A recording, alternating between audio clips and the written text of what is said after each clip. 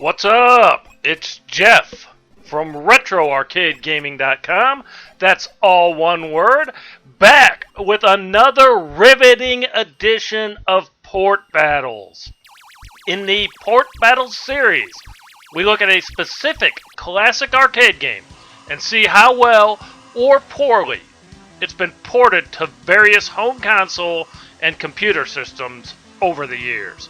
Up this week, one of the greatest horizontal scrolling shoot-'em-ups we've ever seen, R-Type, which was developed by Irem and released by them in Japan in 1987.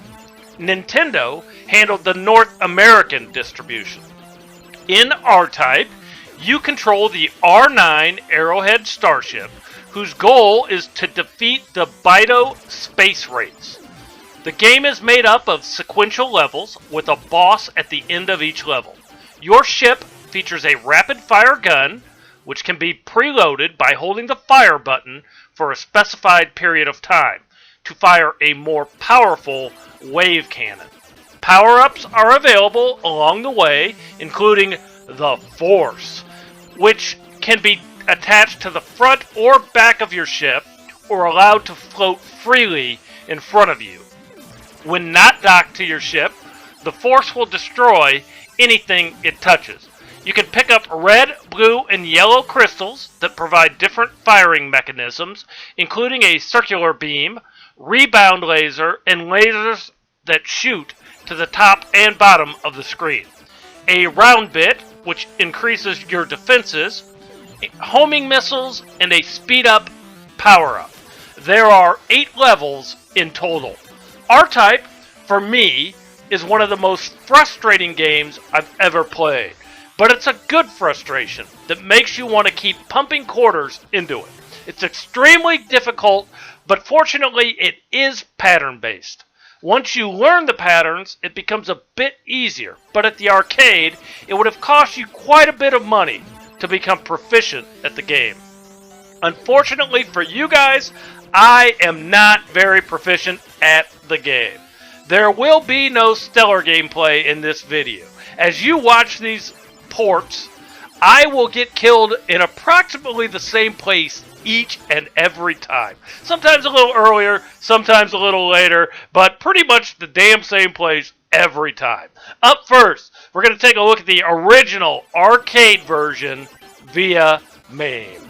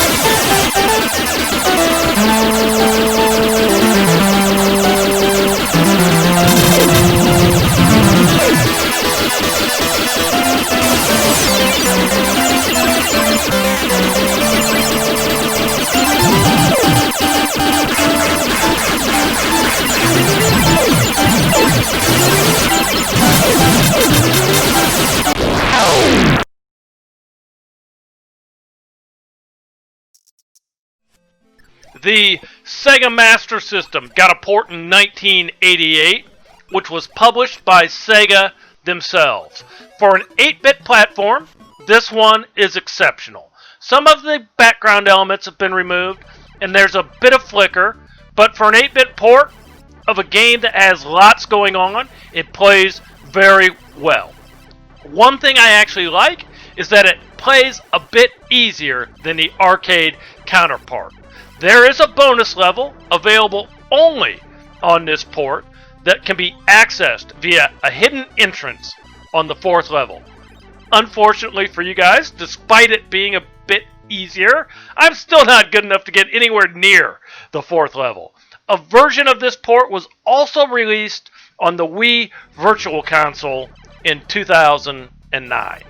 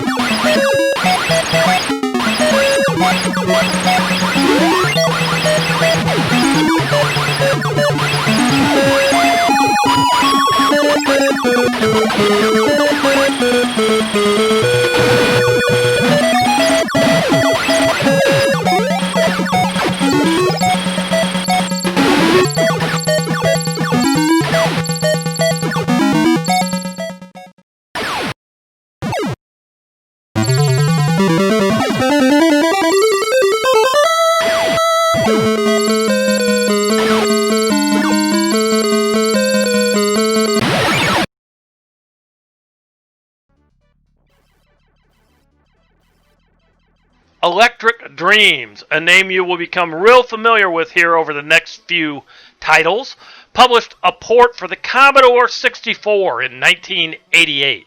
According to the developers, the game was coded in just 6.5 weeks. Taking that into account, this is a nice port for the Commodore 64. It looks good, sounds very good, with a few minor issues.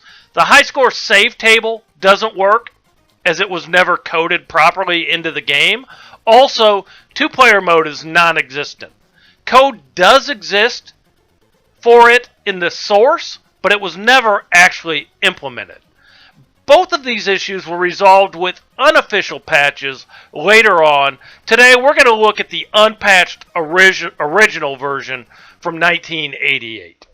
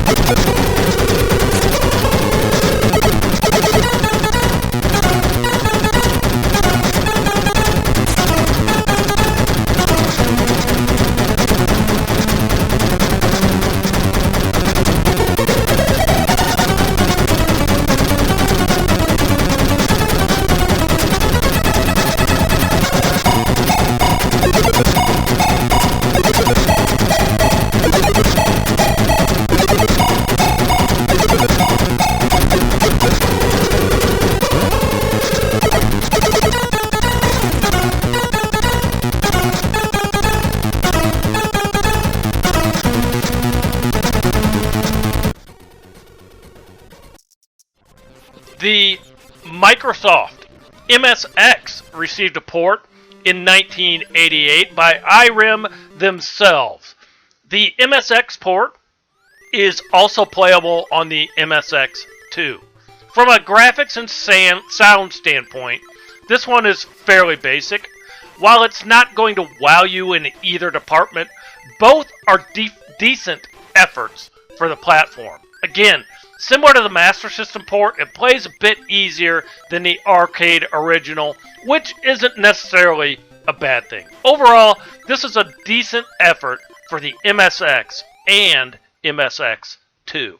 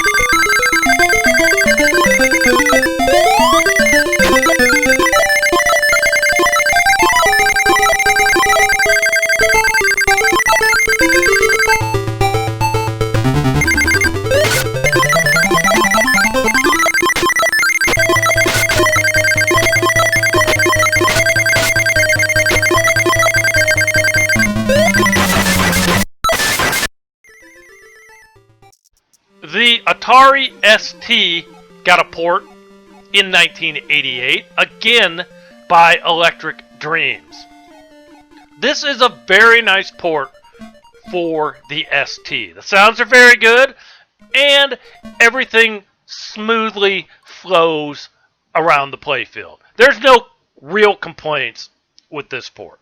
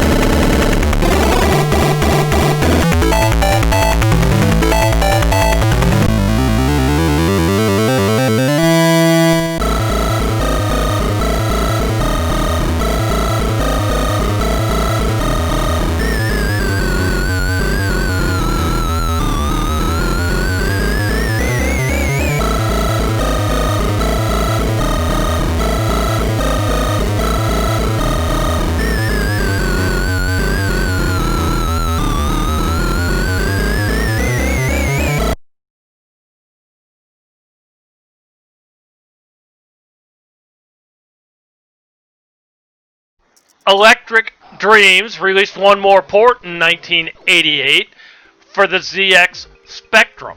On its surface, it's not much to get excited about. This is the ZX Spectrum, though, and quite frankly, graphically, this is one of the best games available for the platform. Sure, color clash is still present, but in this game, it's really not a huge distraction. For the Spectrum, this game is colorful and the sprites are excellent. Sounds take a bit of a backseat as the in-game music is gone, but some may actually find that to their liking. This is by far the best port I've played on the ZX Spectrum thus far.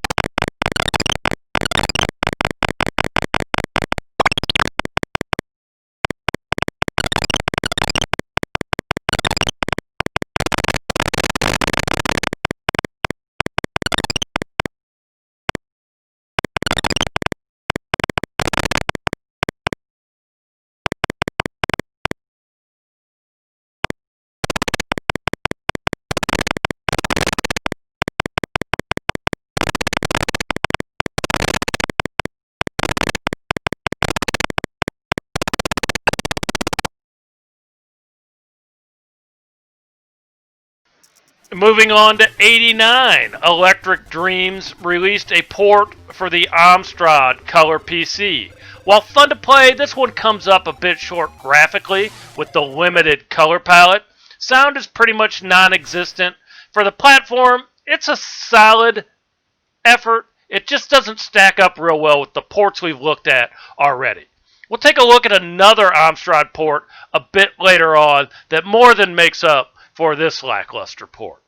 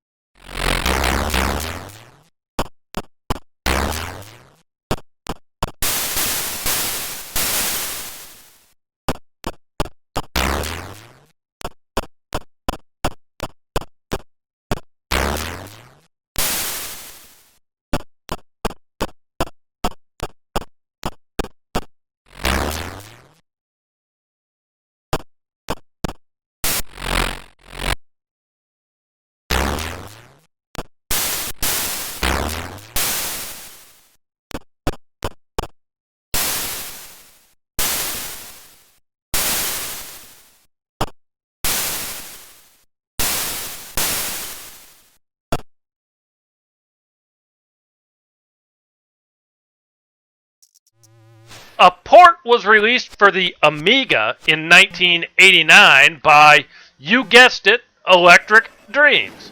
I'm not going to spend a whole lot of time talking about this port. Suffice to say it sounds great and looks great. Of all the Electric Dream ports, this one is probably my favorite.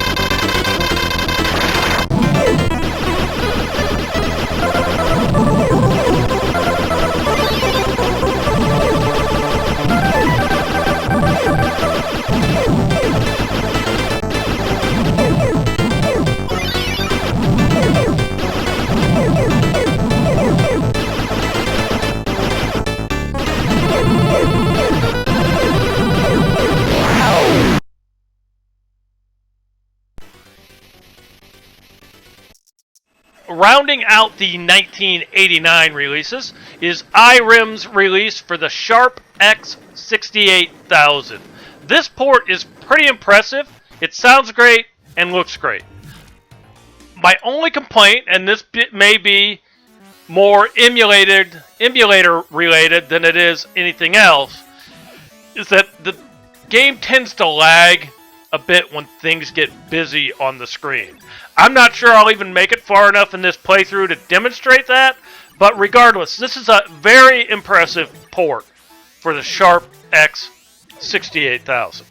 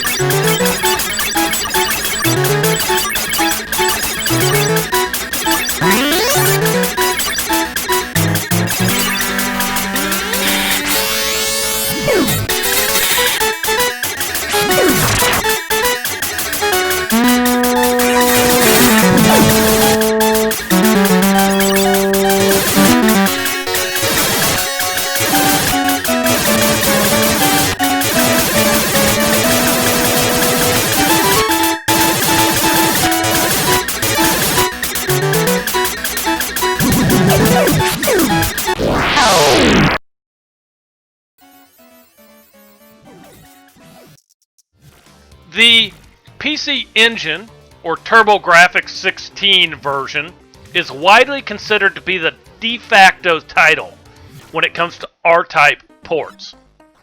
This was released by NEC in 1990. It's almost a spot-on recreation of the arcade original, with one exception. To maintain the original resolution, it scrolls slightly from top to bottom, so the entire playfield isn't present.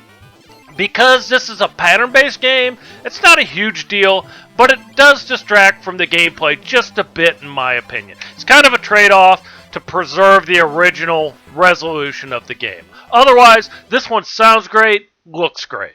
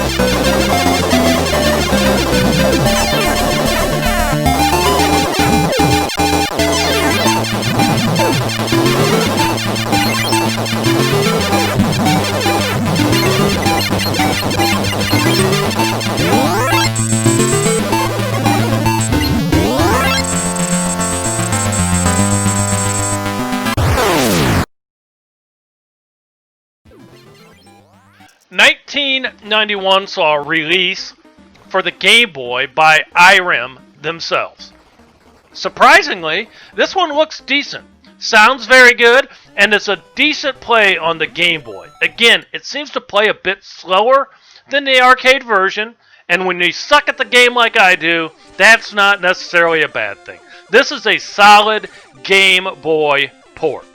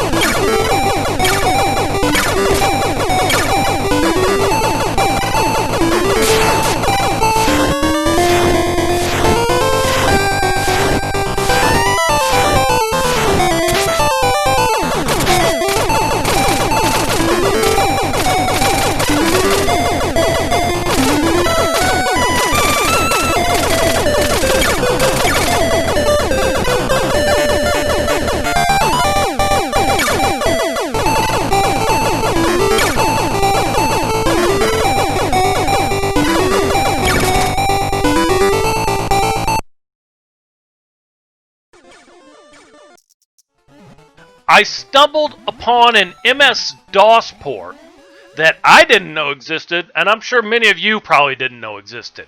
It was written for what is called the R.A.G.E engine, not the Rockstar engine. This one stands for Real Arcade Game Emulator. It was written entirely in assembler, and the focus was to emulate Irem, SNK, and Capcom arcade games in MS-DOS. It appears to be from about 97 or 98. This one actually is pretty impressive. It has a few graphical glitches every once in a while, but nothing too distracting. The sounds are not quite arcade accurate, but are pretty close. I enjoyed playing this port, and more importantly, learning a bit of the history behind the Real Arcade Game Emulator for MS-DOS, which I was unfamiliar with. The game does play in original native resolution only, so the gameplay has been scaled to display a bit better.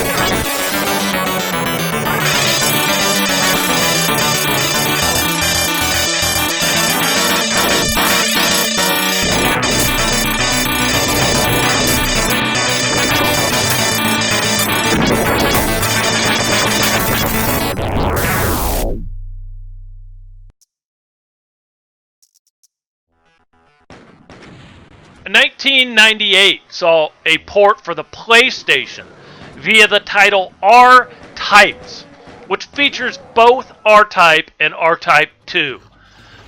This is a spot-on recreation of the arcade original. It looks and sounds great. This is also available on the PS3, and you can play it on your PlayStation Portable by converting the PS1 ISO file to an eBoot file. Have a look for yourself.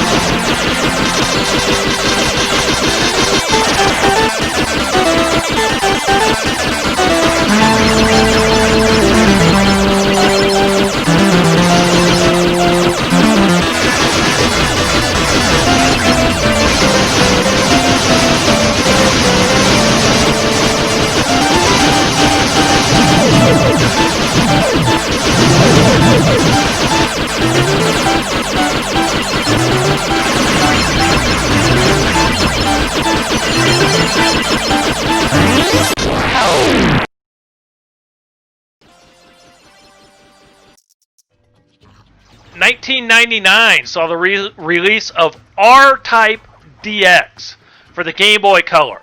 Similar to R-Types on the PlayStation, this one includes R-Type and R-Type 2, as well as R-Type DX, which is kind of a mashup of the two games. This one sounds pretty good, looks pretty good. It's not my favorite port, just because I'm not a huge fan of the Game Boy Color. Mainly because most of the content is just recycled from the Game Boy with a splash of color to it. So this is a solid port, not my favorite. Have a look for yourself.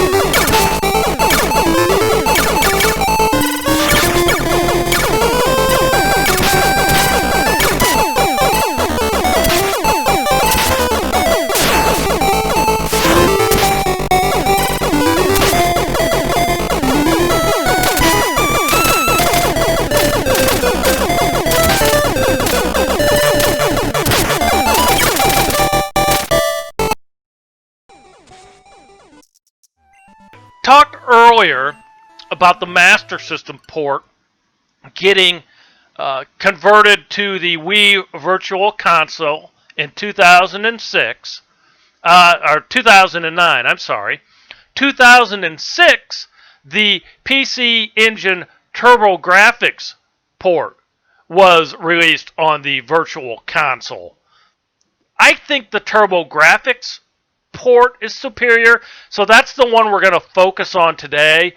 So here is the TurboGrafx port for the Wii Virtual Console. It looks just like the TurboGrafx version itself, plays excellent.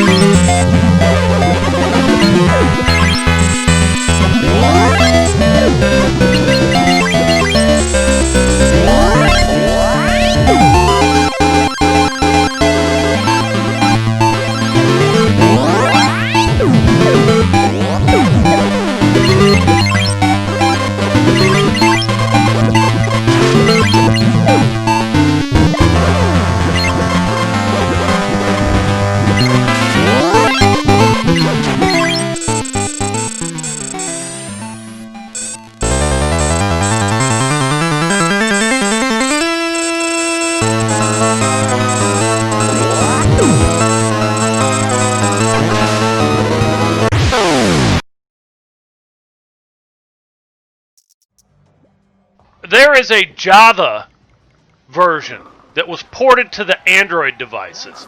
The Java version was released in 2007, and for the sake of today's demo, we're going to take a look at the Android port. which for all intents and purposes is identical to the Java port. This one sounds great and looks great, but as with most arcade ports, the controls can be a bit of a pain on these devices. Your mileage may vary, but I haven't found an Android or iOS port yet whose control scheme I particularly enjoy.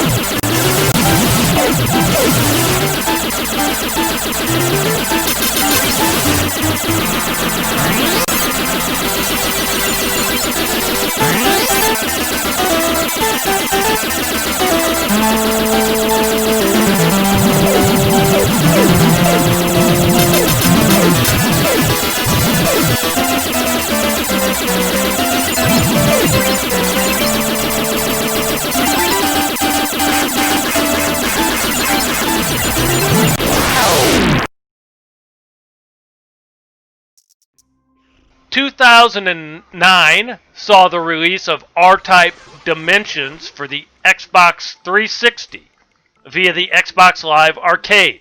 It includes both R-Type and R-Type 2 and is compatible with the Xbox One.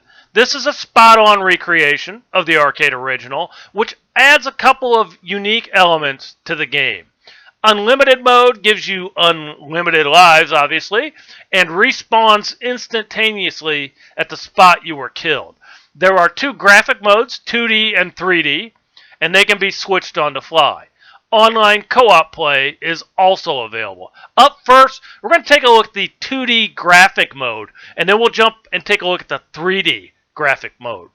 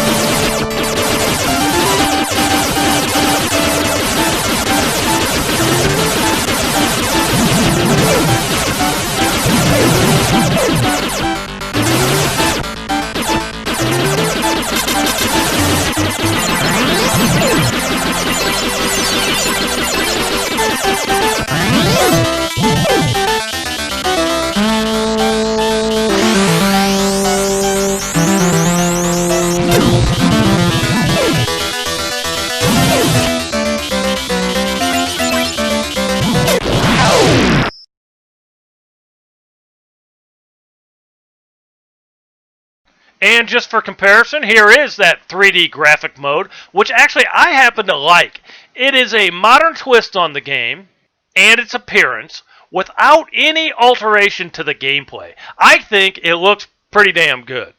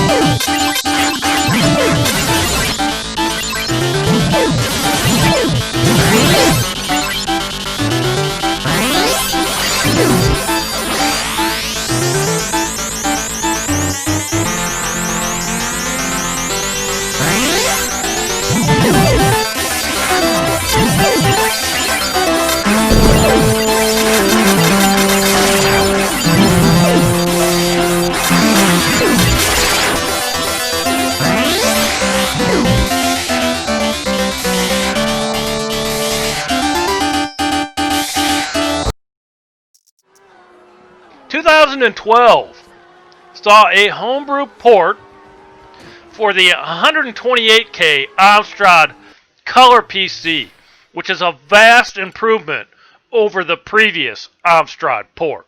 This homebrew includes an expanded color palette, background music, and the pace of play is a bit closer to the arcade original. It's a well-done effort by the team from R.A.G.E.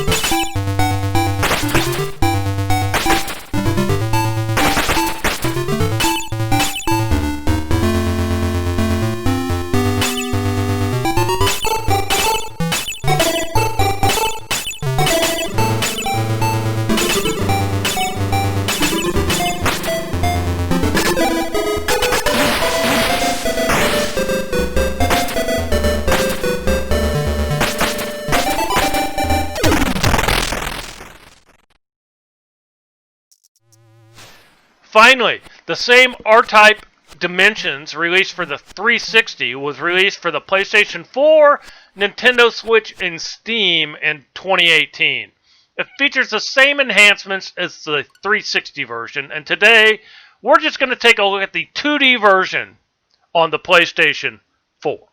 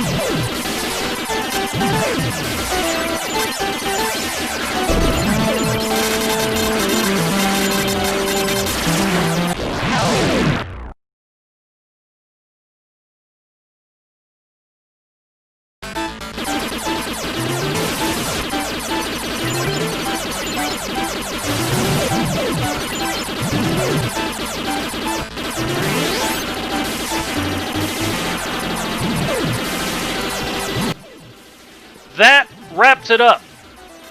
There really, in my opinion, isn't a bad port among the bunch. Some look and sound better than others, but they all uphold the spirit of the original gameplay very well. For some reason, I really dig the 3D redesign on the 360, PS4, Switch, and Steam. I'm not sure why, I've just become kind of fond of it. The Amiga, Sharp X68000, and TurboGrafx ports are probably at the top of the list for me. More importantly, I learned a bit of history about the MS-DOS Real Arcade Game Emulator, which I had no prior knowledge of. My quest for information on that system continues. I hope you enjoyed the video. I'm going to be off the grid for about a week and a half, so the next video will probably be delayed just a bit. Stay tuned, and in the meantime, happy gaming.